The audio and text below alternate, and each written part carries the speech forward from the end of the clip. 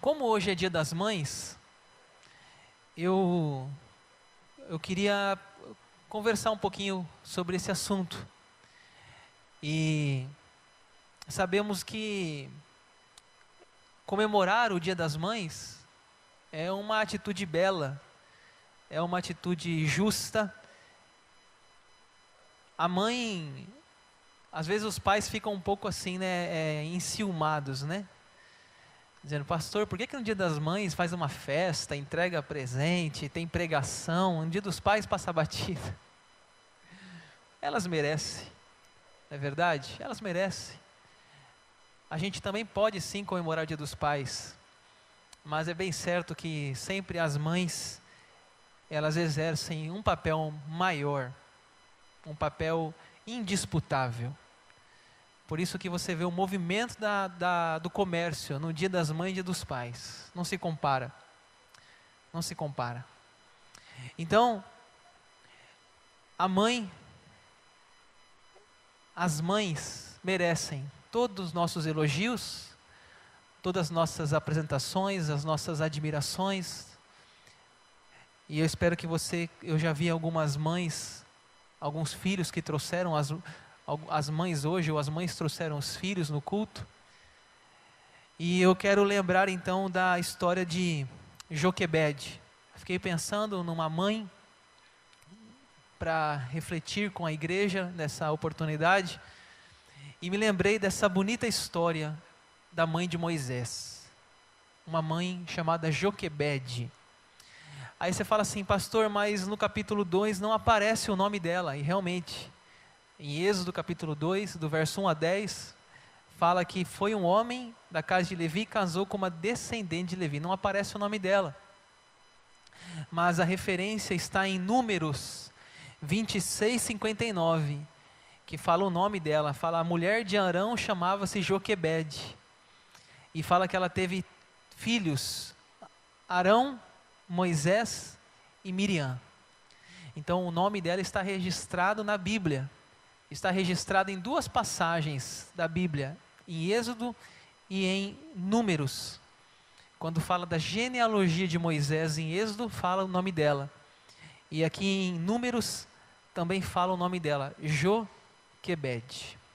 Joquebede é o nome dessa mãe. E vamos meditar um pouco nessa história. O nascimento de Moisés está aí na sua Bíblia. O versículo 2 fala que a mulher concebeu e deu à luz um filho, e ela viu que ele era formoso, e ela escondeu ele por 3 meses. Gente, toda mãe acha seu filho formoso, não é verdade? Toda mãe. E eu não sei para você, mas para mim bebê é tudo igual. Quando nasce, tudo do mesmo jeito. Mas para a mãe não. Para a mãe ela sabe, aquela orelhinha puxou o pai, aquele nariz é da bisavó. E a gente olha assim no hospital, ou vai na casa da pessoa como pastor, que eu tenho sempre uma alegria de poder visitar um recém-nascido. Eu olho, todos são iguais. Alguns chegam a falar que tem cara de joelho. Mas para a mãe não. Para as mães ele é formoso. Assim diz a Bíblia que ela viu que ele era formoso, ela escondeu por 3 meses. Por que ela escondeu? Porque Moisés nasceu num contexto de perseguição. Moisés nasceu num contexto que as parteiras deviam matar os bebês de sexo masculino. Por quê? Porque a população estava aumentando dos judeus, os escravos hebreus estavam aumentando, e eles tinham medo de uma revolução, de uma rebeldia. Diziam, matam os meninos, só as meninas vivam. E a mãe de Moisés teve essa missão de cuidar do seu bebê, de cuidar do seu filho. É certo que Moisés não era o primogênito. Ele tinha 2 irmãos mais velhos, Arão e Miriam. Moisés era o 3º filho dessa família. Possivelmente a Miriam, quando ele nasceu, Miriam ali deveria ser uma adolescente, uma junior, que ela sai correndo ali para avisar a mãe e acompanhar o bebê até o palácio.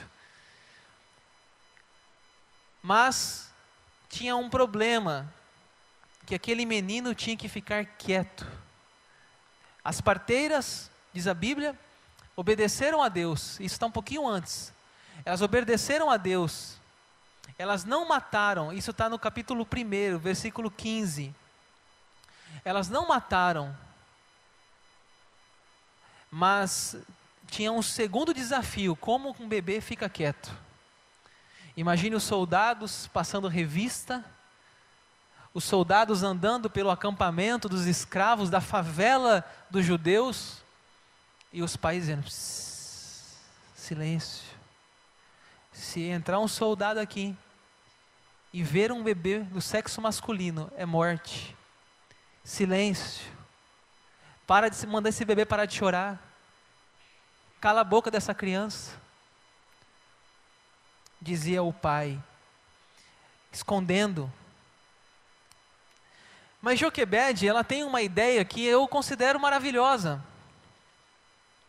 Está no versículo 3 da Bíblia, você pode conferir. Diz que, não podendo, porém, escondê-lo por mais tempo, ela tomou um cesto de junco. Ela cafetou com betume e piche, e pondo nele o menino, largou-o no carriçal à beira do rio. Alguns teólogos entendem que a Joquebede teve uma ideia aqui. E nós vamos andar aqui nessa linha de pensamento hoje. Ela teve uma ideia. Com grande cuidado, com grande ternura, como uma mãe, ela preparou um cesto. Só que ela usou algo como uma substância encontrada nas margens do rio Nilo, algo impermeável, algo que protegesse o cesto de entrar água. Ela sela esse cesto com betume, com piche. Talvez ela colocou ainda alguma coisa macia ali no cesto para a criança deitar, uma palha, um lençol. E ela sim tem uma ideia. O que ela tem a ideia? Ela diz assim: eu vou colocar o meu bebê nesse cesto, e esse cesto, pela correnteza do rio, no local que eu o colocar, esse cesto vai entrar dentro do palácio de Faraó. Isso é o que alguns teólogos acreditam. Você pode ficar à vontade para ter a sua ideia. Talvez você diga assim: não, ela teve um ato de desespero, disse: vou colocar aqui e Deus providenciará o futuro desse menino. Você pode pensar assim, o texto não afirma isso. Mas alguns entendem que ela teve uma estratégia. E nós vamos tentar pensar dessa forma nessa noite. Que foi uma ideia, que foi um projeto que ela teve, dizendo assim: eu vou colocar esse bebê no lugar certo, na hora certa, e aquela princesa de Faraó, no horário tal, ela vai estar ali se banhando, e aquele cesto vai entrar dentro do quintal dela. É assim que alguns entendem, alguns teólogos, alguns escritores. Não importa o jeito que foi, se foi ideia dela ou se foi providência de Deus. O certo é que aquele cesto foi para o lugar certo. Veja o versículo 4 da sua Bíblia. Acompanhe aí o Êxodo capítulo 2.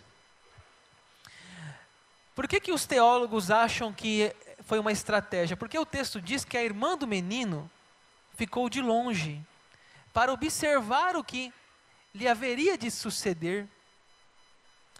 Então, por isso, eles entendem que foi uma estratégia. Uma estratégia de que aquele bebê não fosse morto pelos soldados, mas sim que uma princesa o pegasse e cuidasse daquela criança. O versículo 5 então fala que desceu a filha de Faraó para se banhar no rio, e as suas donzelas passeavam pela beira do rio. Vendo ela o cesto da carriçal, enviou a sua criada e o tomou. Pergunta bíblica de acampamento, valendo torta na cara.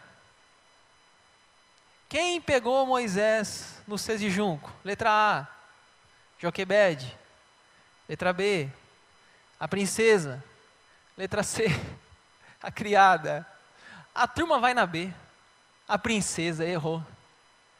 A Bíblia diz: enviou a sua criada e a tomou. Eu falo isso porque eu já tomei uma torta na cara por causa dessa pergunta. Aí eu nunca esqueço desse texto. Eu fui certo, bati na mesa. A princesa. Aí eu, errado. Brincadeira, eu faço teologia há 4 anos, não acerto essa pergunta. Uma pegadinha, né? A criada a tomou. Versículo 6. Abrindo, viu a criança, eis que o menino chorava. Teve compaixão dele e disse: este é menino dos hebreus.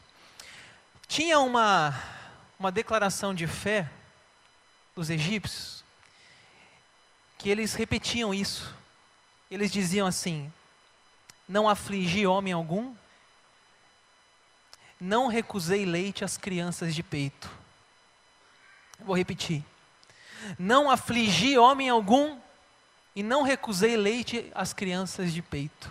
Ou seja, ela não poderia, aquela princesa, aquela criada que pegou a bebê e deu a princesa, ela não poderia fazer um descaso. Ela tinha um bebê no seu quintal, no seu jardim, no seu local de banho, de lavar roupa, na sua lavanderia. O que ela faria com uma criança? O que ela poderia fazer? Mas ela entende que ela tinha que cuidar. E sabe o que é tão lindo aqui nessa história? Que quem cuidou de Moisés foi a própria mãe de Moisés. Você que já é crente há muito tempo, você sabe disso, mas para quem está chegando à igreja agora, isso é uma grande novidade. Porque o verso 7 é quando eles chamam a irmã de Moisés. Na realidade, ela se pronuncia. Veja o verso 7. Então disse a sua irmã, né, ela vai lá e aborda a princesa. Ela diz assim: queres que eu vá chamar uma das hebreias que sirva de ama e te crie a criança? Respondeu-lhe a filha de Faraó: vai. Saiu, pois, a moça e chamou quem? A mãe do menino. Gente, que coisa mais fantástica é essa? A irmã de Moisés acompanha o cesto, ela tem iniciativa, a irmã, ela aborda a princesa, ela diz: ei, quer que eu chame alguém para servir de ama? Quer que eu chame alguém dos hebreus, uma das hebreias, para cuidar dessa criança? Ela diz: chama. Chama. Mas ela nem sabia, talvez a princesa, quem estava ali, a própria irmã. E assim, o mais lindo de tudo isso é que não foi só a mãe do menino, não foi só criado, mas ela foi paga. Ela recebeu um salário para cuidar do próprio filho. Está no versículo 9. Então lhe disse a filha de Faraó: leva este menino e cria-mo, pagar-te-ei o teu salário. A mulher tomou o menino e o criou, ou seja, ela não só recuperou da morte Moisés, não só obteve a proteção oficial de Faraó para criar o menino, mas também ela ganhou, ela foi remunerada, ela foi recompensada para cuidar da criança. Irmãos, me diga se isso não é um milagre. Me diga se isso não é uma intervenção de Deus na vida de uma pessoa. Deus sabia que aquela mãe estava sofrendo. E aquela mãe queria ter o seu bebê nos seus braços, mas a lei não permitiria. Era a morte. E assim, de forma tão soberana, Deus providencia até o pagamento para cuidar do seu próprio filho. O versículo 10 nos conta que passou muitos anos, né, não tem os detalhes, e Moisés então foi devolvido para Faraó, para a princesa. Está no versículo 10, sendo o menino já grande, ela o trouxe à filha de Faraó, da qual passou ele a ser filho. Esta lhe chamou Moisés, e disse: porque das águas o tirei. Irmãos, a gente assim lê o texto de forma rápida, às vezes. A gente lê o texto sem observar os detalhes, mas vamos procurar pensar no texto. Vamos procurar pensar no tempo que Moisés ficou sob o cuidado da sua mãe. Vamos tentar imaginar nesse tempo o que a mãe falou para ele. Filho, logo mais você vai ser filho de Faraó. Logo mais você vai estar naquele palácio, morando naquele lugar lá. Logo mais eu vou devolver você. Mas saiba de uma coisa, meu filho. Saiba de onde você veio. Saiba quem são seus pais. Saiba da sua história. Saiba de quem é seu Deus. Saiba dessas coisas.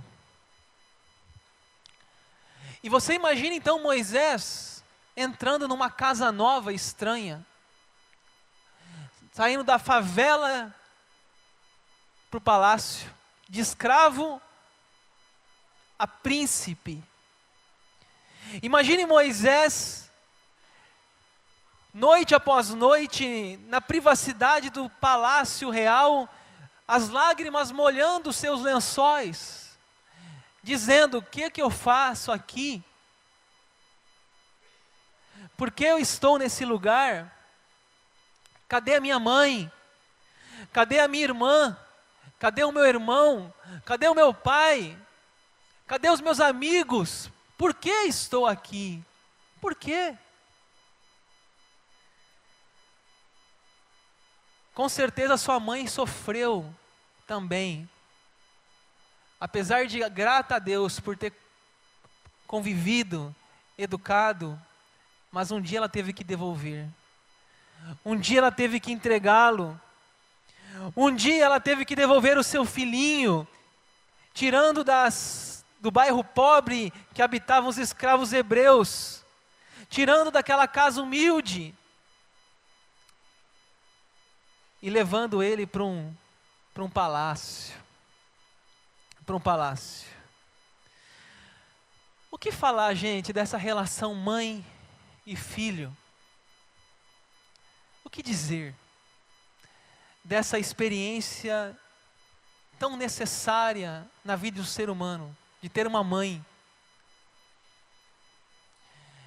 Eu fico imaginando o orgulho de Joquebede, quando ela vê o mar se abrindo, quando ela vê paredes de água, e ela dizendo: meu filho que está aí na frente aí, ó, meu filho, ô fulano, aquele menino ali é meu filho. Imagina o orgulho no coração de uma mãe. Imagine o medo dela quando cada vez que Moisés vinha falar com Faraó e uma praga descia sobre o Egito. Ela dizia: meu Deus, o que está acontecendo? Onde meu filho está se metendo? Você sabia que Moisés, o legado dele é tão grande, tão intenso, que ninguém sabe onde ele foi sepultado? Se alguém soubesse, a Bíblia fala que Deus sepultou Moisés. E até hoje ninguém sabe onde é o túmulo de Moisés, porque se alguém soubesse onde é o túmulo de Moisés, seria um dos maiores lugares de peregrinação do mundo. Seria uma Jerusalém, uma Meca. Porque o legado de Moisés é muito rico. O que ele fez, o que ele deixou, a comunhão com Deus, a intimidade com Deus, as pedras, as placas dos mandamentos, tudo que Moisés fez, irmãos, tudo, com certeza tinha uma mãe orgulhosa. Dizia: esse menino saiu da minha barriga. Esse menino eu coloquei num cesto de junco. Esse menino eu escondi por 3 meses. Esse menino é minha alegria. É minha alegria. Que privilégio ter uma mãe como Moisés, uma mãe como Joquebede. Que privilégio ter um filho como Moisés. Irmãos, a Bíblia fala que o amor de Deus é tão grande que para explicar esse amor, ele compara com o amor de uma mãe. Vamos ler o versículo na tela? Acaso pode uma mulher esquecer-se do filho que ainda mama, de sorte que não se compadeça do filho do seu ventre? Mas ainda que esta viesse a se esquecer dele, eu todavia não me esquecerei de ti. Isaías 49:15. Pessoal, quando uma mãe esquece do filho, é notícia de jornal nacional. Encontrado uma criança numa caçamba de construção em frente do bairro tal, a criança estava embrulhada num lençol. Irmãos, por que é uma notícia? Porque é algo impensado. O que leva uma mãe menosprezar o seu filho? Possivelmente um grave desequilíbrio psicológico, uma depressão pós-parto, ou uma dependência de droga, algo incomum, algo fora do natural, algo patológico, porque não é normal uma mãe fazer isso. Porque na realidade, o amor de uma mãe, ele é tão lindo, é tão grande, que ele é comparado com o próprio amor de Deus. Para Deus explicar o quanto Ele nos ama, para Deus nos dizer o quanto que Ele nos ama, Ele diz assim: pense no amor de uma mãe. Você acha que uma mãe se esquece? A resposta é o quê? Não, claro que não, Deus. Não, uma mãe ama. Pois é, mas ainda que uma mãe, ainda que alguém nessa terra venha esquecer o seu filho, eu não me esquecerei de ti. Ou seja, o meu amor é tão grande que até a possibilidade mais impossível de acontecer, se acontecer, eu ainda amo mais. Eu ainda amo mais.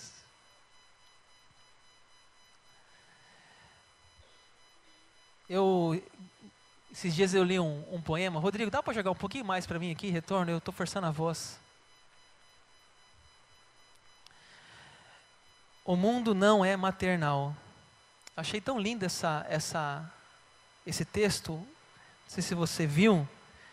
É de Marta Medeiros. Escute isso. É bom ter mãe quando se é criança. É também quando se é adulto. Quando se é adolescente, a gente pensa que viveria melhor sem ela. Mas é um erro. Mãe é bom em qualquer idade. Sem ela, ficamos órfãos de tudo, já que o mundo lá fora não é nem um pouco maternal. O mundo não é maternal. O mundo não se importa se estamos desagasalhados. O mundo não se importa. Não liga se viramos à noite na rua. E não se preocupa se estamos acompanhados por maus elementos. O mundo quer defender o seu. O mundo quer que a gente torre a grana, que a gente compre apartamento, que nos endivide, que a gente ande na moda, que a gente troque de carro, que a gente tenha boa aparência e estoure o cartão de crédito. Mãe também quer que a gente tenha boa aparência, mas está mais preocupada com o nosso banho, nossos dentes, nossos ouvidos. Não quer que a gente se drogue, que fume, que beba. Ela diz ainda assim, a Marta Medeiros: o mundo nos olha superficialmente, Interessante isso aqui. O mundo não detecta nossa tristeza, nosso abatimento. O mundo quer que sejamos lindos, magros, vitoriosos. Mas o mundo não tira nossa febre, não penteia nosso cabelo, não oferece um pedaço de bolo. O mundo quer o nosso voto, mas não quer atender às nossas necessidades.